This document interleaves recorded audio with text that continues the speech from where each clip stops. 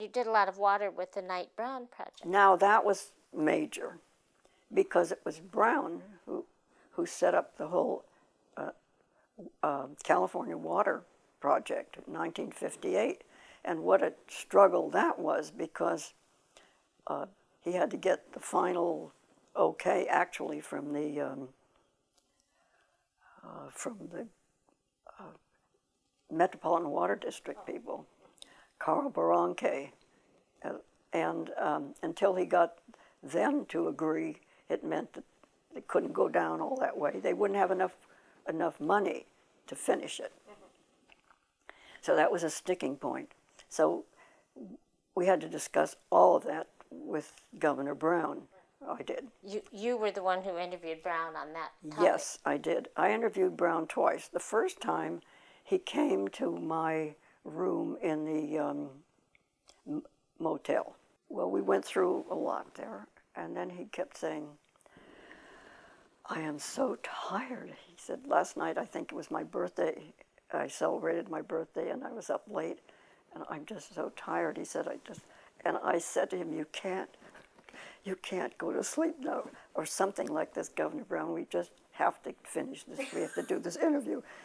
And I never thought much about it, except that whoever was doing the transcribing just found this very interesting. And funny. And funny. How could you say this to the governor? Right. But I did. I made him perk up and do the interview. Now we had a second interview, and we made a date, because I was going down there. I don't know, maybe it was a month or so later. Made the date, and he was, again, to come to the motel. I stayed in the same motel whenever I was in Los Angeles. From what I know about the cost problems at Rojo, interviewers never stayed in very luxurious motels. No, this was not a luxurious hotel. And here you're inviting It was the ex-governor to come interview in your room. It was a nice room. It was a good room. It was a big room.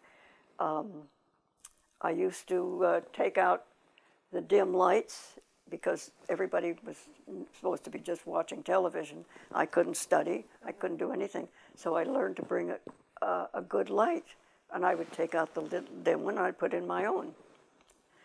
And it was a nice room. I had a table.